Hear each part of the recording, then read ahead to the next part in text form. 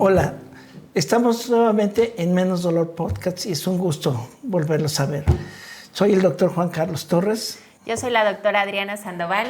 Yo soy la doctora Irma Ruiz. Bienvenidos a nuestro proyecto. Pues es muy importante hablar de los orígenes de algo, siempre.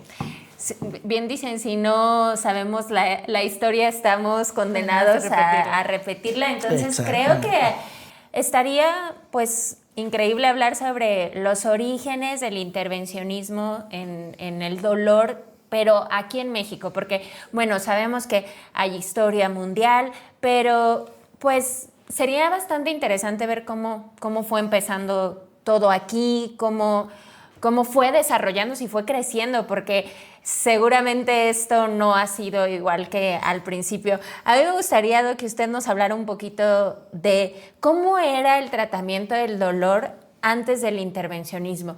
O sea, a qué iba dirigido, qué cree que vino a cambiar el intervencionismo. ¿Cómo era el dolor en la prehistoria? No, yo le di la palabra porque se me ocurrió. Yo se lo pregunté a mi doctor, ni planeaba. Bueno, ¿por qué hablar de intervencionista primero, no? Porque creo que es una parte fundamental del manejo del dolor, que entre comillas es nueva porque no es nueva. Te hablo que esto tiene más de 50, 60 años de que empezaron a hacer sus... Y no te digo más atrás porque como anestesiólogos, dentro de esa historia de la anestesia, hay muchos médicos innovadores que buscaban la manera de cómo quitarle el dolor a sus pacientes en la cirugía, y ustedes como anestesiólogos lo saben. Por eso aquí hago un paréntesis, es muy importante que los entrenamientos que se hagan y las prácticas que se hagan sean con médicos, la gran mayoría especialistas en el manejo del dolor. Hoy pues, los neurocirujanos y los ortopedistas pueden participar como en otras partes del mundo, pero al menos aquí en México la preparación de los médicos en dolor siempre ha sido y será hasta el momento base de anestesiólogos. Esto importante para aquellos que nos ven y no son médicos, hablamos de anestesiología porque parte del recorrido para ser algólogo especialista en dolor en México, pues es obviamente primero hacer la carrera de medicina, después la especialidad de anestesiología y tomar una subespecialidad en algología algología intervencionista también. Entonces, por eso empezamos a hablar de anestesia, porque es parte de los inicios de la algología al final. Y por eso empezamos a trabajar grandes, entonces nuestros papás, sí, dije, claro. Ay, papá, ya, ¿no? Sí, tanto año, ¿a qué hora? ¿A qué hora voy a ver los frutos? Ahora me voy con la ceja izquierda, claro, la patología de la pestaña derecha. Sí, no, pues sí está muy sí, bien. son muchos años.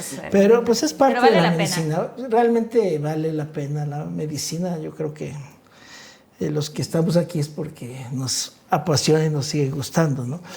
Y retomando esto de la intervención, yo creo que sí.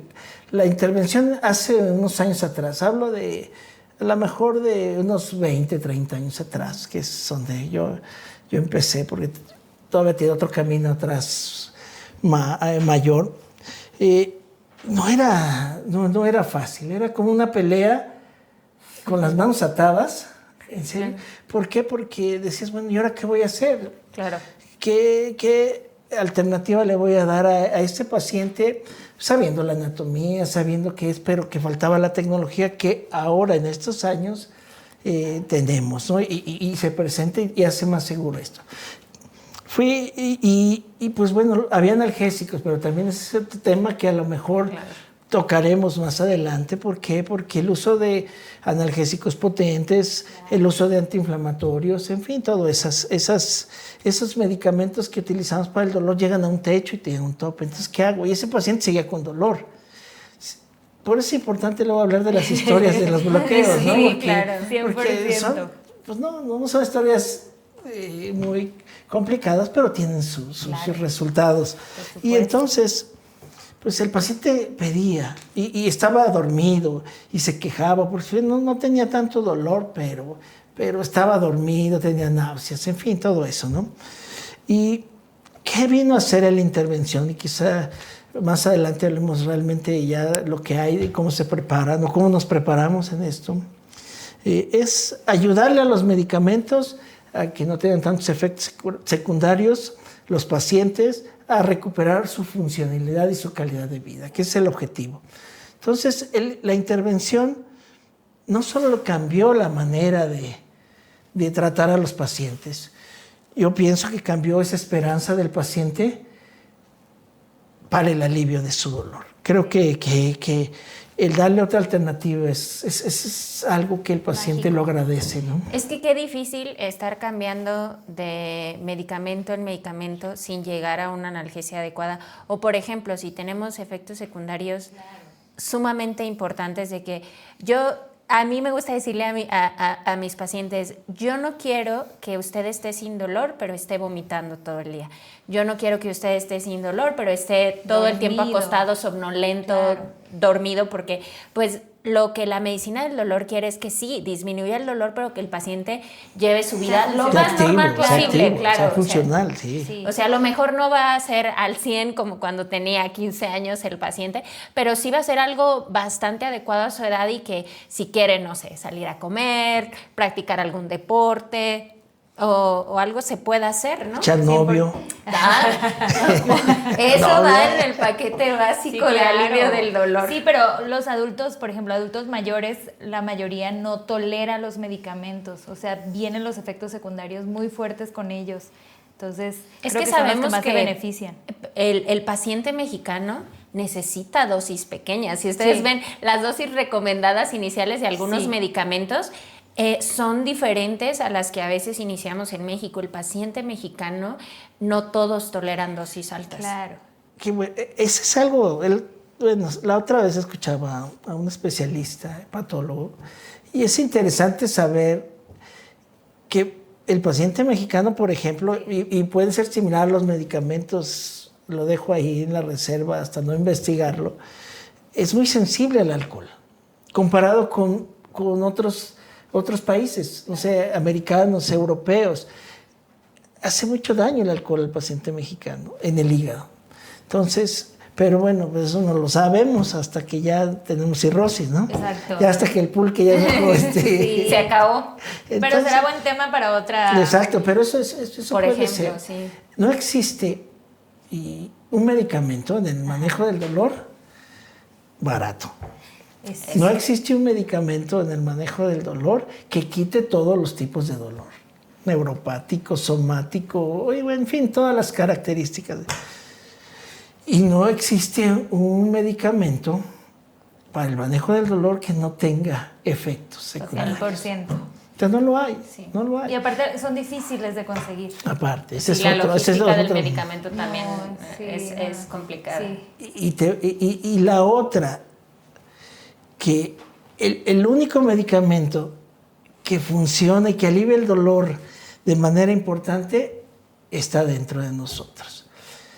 Y entonces es difícil sintetizarlo porque las endorfinas son maravillosas, actúan y no tienen efectos secundarios y son potentísimas. Todos los efectos son buenos. Exacto, sí. Todos los que tienen. Pero el problema es que para poder sintetizar eso ha sido muy complejo para a lo mejor algún día, ojalá, pero bueno. Entonces la clínica del dolor hace 20, 30 años, doctor, era con medicamentos únicamente. La gran mayoría. Okay. La gran mayoría empezaron así. Con medicamentos. Es cierto que en esta historia de la medicina, del dolor, pues muchos maestros empezaron a hacer. Claro. Hay grandes maestros que han descubierto técnicas y demás, ¿no? Sí.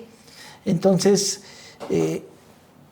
pues nosotros nos desarrollamos en una clínica del dolor que hace 40 y tantos años, claro. O sea, 40 años, 42 años, se creó con el objetivo primordial de enseñar a los médicos especialistas a hacer procedimientos muy específicos. Y es lo que es a la base, y ustedes pues conocen esa escuela, ¿no? Sí. A mí me resulta como curioso, me gustaría saber cómo fueron llegando las técnicas intervencionistas a México. Cómo, pues sí, o sea, digo, ahora pues es muy fácil.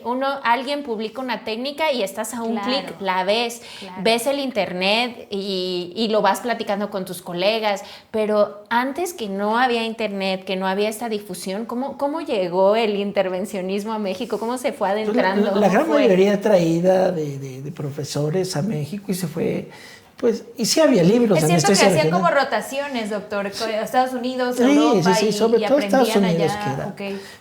Pero, pues, ¿cómo lo aplicábamos aquí, no? O sea, porque las diferentes instituciones tienen diferentes insumos. Claro, y tienen diferentes cosas. Entonces, no todas tienen un X medicamento o un X equipo. Entonces, fluoroscopios. O sea, yo les puedo hablar de mi experiencia en el hospital donde estábamos y a nivel que, pues ahí sí teníamos lo necesario para esto, ¿no? Entonces, se fue haciendo poco a poco. Por eso les digo, la intervención ha mejorado de 10 años para acá. Pero de 10 años hacia atrás era muy complicado. Éramos juzgados, éramos los... Ay, bueno. ¿Qué opinaban? Como que decían los neurocirujanos y traumatólogos. Pues, no los cirujanos, pero los mismos especialistas, que cómo era posible, que eso no tenía evidencia médica, que eso no funcionaba, que eso era nada más lastimar al paciente más de lo que estaba. Y entonces dices, bueno, al paso del tiempo, pues se ha venido a quitar ese estigma que tenía la intervención.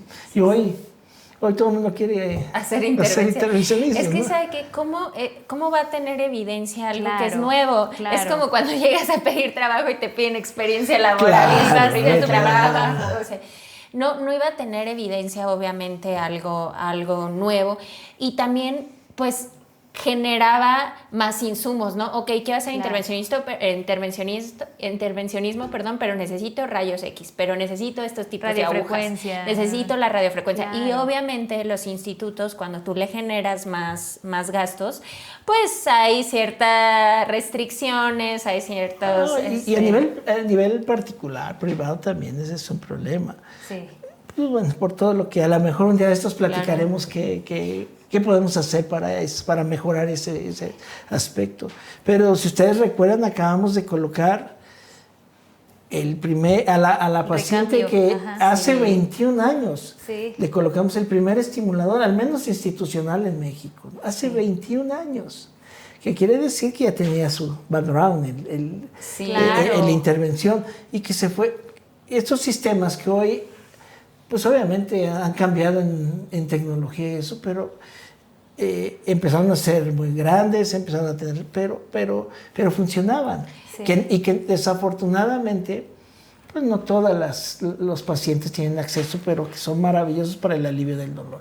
Y así, a lo mejor un día tomamos unas fotos de la primera bomba implantable, de la primera bomba para PSA. Son cosas que han ido evolucionando para el beneficio de... Sí, ese caso de la paciente fue increíble. A mí me gustó mucho platicar con ella porque fue noticia nacional. Ojalá lo podamos poner por aquí, la foto en la que se publicó de que, me acuerdo que decía, el 20 de noviembre asegura que se puede quitar el dolor 90%. Y platiqué con ella ese día y le preguntaba, ¿qué pensaba usted? O sea, de que iba a ser la primera paciente en México. Pues, dice, yo pues prácticamente fue el conejito de Indias. Desde ahí. Ella dice eso, obviamente ya había pacientes en el mundo. Ya habíamos ido a prepararnos, ¿y sabes con quién? Con el doctor Ibarra. Que, haciendo otro paréntesis, él es profesor de nuestros talleres y profesor externo que puedes ir a ver, porque tiene una gran práctica, entre otros profesores que después hablaremos. Y él vino incluso a la colocación a dirigirnos, ¿no? Entonces eso es interesante. ¿Por qué? Porque ¿qué quiere decir? Que ha ido evolucionando para bien, afortunadamente, y esperemos que sí siga, con sus bemoles de repente, porque pues bueno, ahí en todo hay el arrocito negro en el arroz, ¿no? Pero esa es la parte de la historia del manejo del dolor intervencionista. Y yo creo que ustedes, pues bueno, han participado. Y no porque estén jóvenes son menos expertas, que muchos, sí, claro. Porque hay muchos que tienen menos o más años y más tiempo de salir que no son expertos. Por eso es importante siempre, yo quiero, y eso, hacer énfasis es preparación, siempre, entrenamiento. Totalmente. Para que se hagan manos expertas. Claro. Y eso te va a dar el mejor resultado en tu paciente. Entonces, tecnología en manos expertas hace maravillas. Sí, siempre. Y pues bueno, esta es parte de esta historia. No, pues, qué interesante conocer la historia de cómo fue llegando el intervencionismo a México. Qué padre que, por ejemplo, una de los pioneros que ayudó a traer este tipo de tecnología a México, como es el doctor Ibarra. Ahorita sigue en la práctica, claro, eso cómo viene a los cursos y enseña y con mucho gusto y así. Entonces, pues es algo definitivamente que vino a revolucionar la medicina. Creo que en este momento yo ya no me puedo imaginar el manejo del dolor sin ofrecerle una técnica 100%. Intervencionista cuando se requiere y se necesita, claro. Pero imagínate esta medicina tan limitada previa al intervencionismo. Y por ejemplo, me gustaría concluir este tema diciendo, vino a cambiar eso que platicamos en uno anterior, ¿no? Pero ahora es mejor dirigida, más segura. Totalmente. Y efectiva. Entonces, ¿cuándo surgió la intervención?